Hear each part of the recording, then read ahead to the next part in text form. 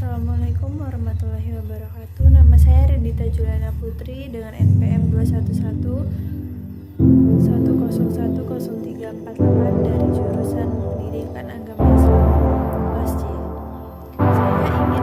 Saya ingin mempresentasikan tugas ujian akhir semester Bahasa Indonesia dan mempresentasikan 3 materi.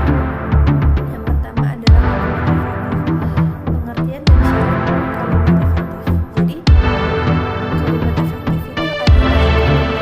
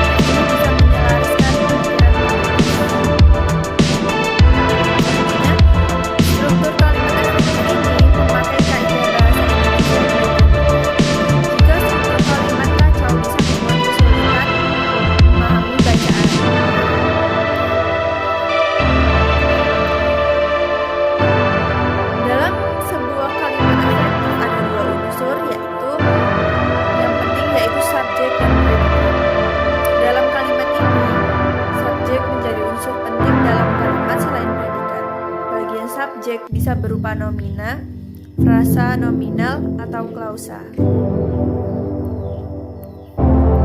Sedangkan predikat dalam kalimat itu memakai kata kerja transitif.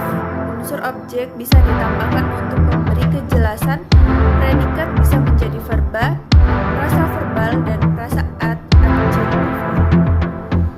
Dalam sebuah kalimat, predikat digunakan untuk memberitahu dan bagaimana subjek itu. Jika tidak ada predikat, maka kalimat tidak menjelaskan mengapa dan bagaimana subjek. Kalimat efektif harus memenuhi persyaratan penulisan. Kalimat ini memakai ejaan yang disempurnakan.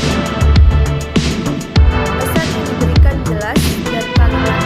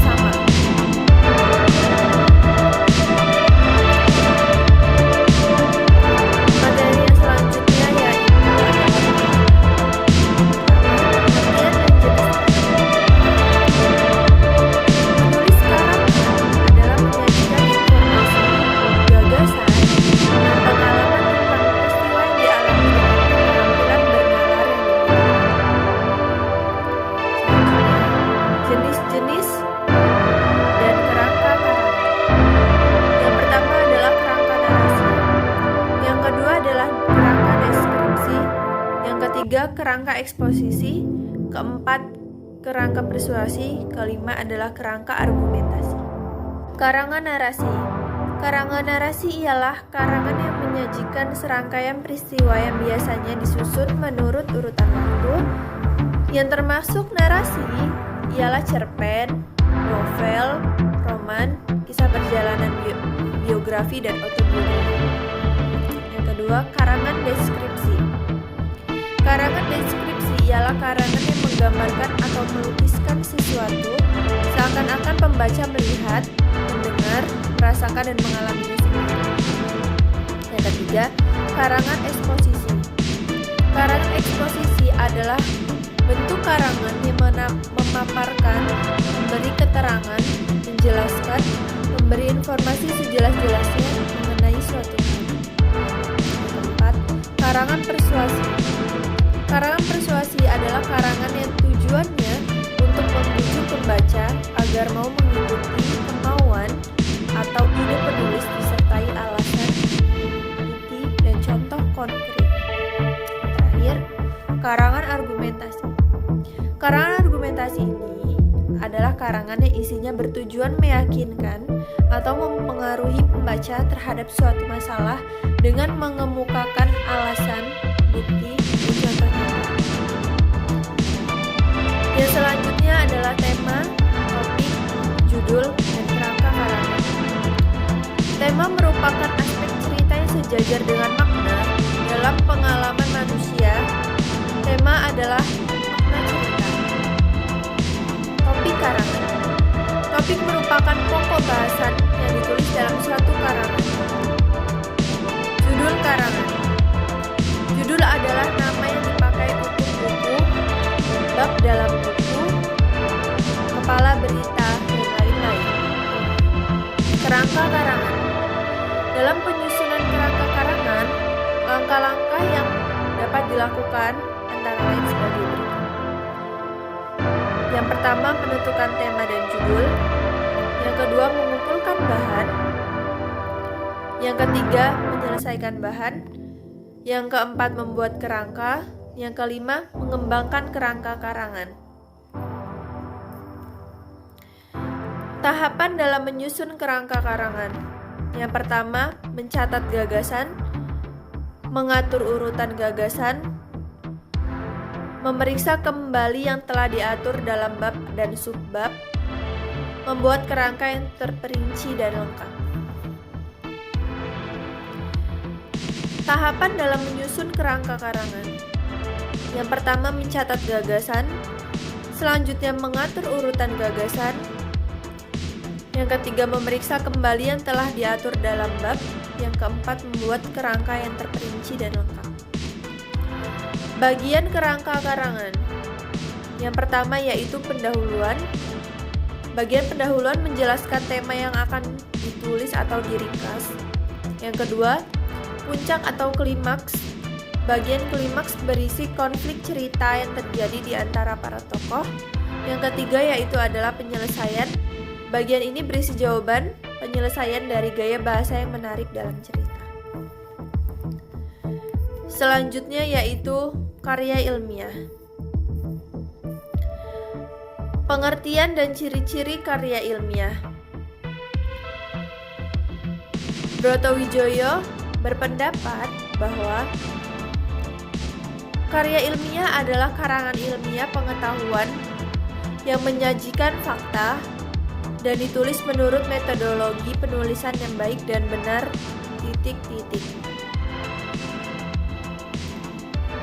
Ciri-ciri karya ilmiah. Ciri-ciri karya ilmiah yang pertama yaitu logis, sistematis, objektif, lugas, lengkap, dan empiris. Karya ilmiah. Laporan. Laporan adalah karya ilmiah berupa hasil pengkajian dan analisis suatu masalah yang berkembang di masyarakat atau mengemukakan serta menemukan hasil penelitian. B. Makalah. Makalah adalah karya ilmiah yang memerlukan studi. Yang ketiga, Usulan peneliti atau proposal adalah karya ilmiah yang ditulis seseorang sebagai langkah awal untuk melaksanakan penelitian. Yang keempat yaitu skripsi. Skripsi berisi hasil penelitian, baik penelitian laboratorium, penelitian lapangan maupun penelitian perpustakaan. Yang kelima yaitu adalah tesis. Tesis itu adalah karya ilmiah yang ditulis oleh mahasiswa guna mendapatkan gelar magister atau strata 2 atau S2. Selanjutnya yaitu disertasi. Disertasi adalah karya ilmiah yang ditulis oleh mahasiswa guna mendapatkan gelar dokter atau strata 3 atau S3. Selanjutnya yaitu adalah prinsip-prinsip penulisan karya ilmiah. Yang pertama yaitu penjelasan dari karya ilmiah sehingga mudah dipahami. Yang kedua, ringkasan. Karya ilmiah harus dengan gaya bahasa yang hemat dan sederhana. Yang ketiga, ketepatan. Berarti karya ilmiah harus memiliki keakuratan atau selanjutnya yaitu sistematika penulisan karya ilmiah. Yang pertama yaitu bagian pembuka, yang kedua bagian isi, yang ketiga pembahasan, yang keempat metodologi penelitian, yang kelima hasil penelitian, yang keenam bagian penutup, dan yang ketujuh bagian tahap-tahap penulisan karya ilmiah. Yang pertama yaitu persiapan, pengumpulan data, pengonsepan, pemeriksaan, dan demikian. Syarat-syarat penulisan karya ilmiah. Yang pertama syarat-syarat penulisan karya ilmiah di sini yaitu adalah menggunakan bahasa yang efektif. Yang kedua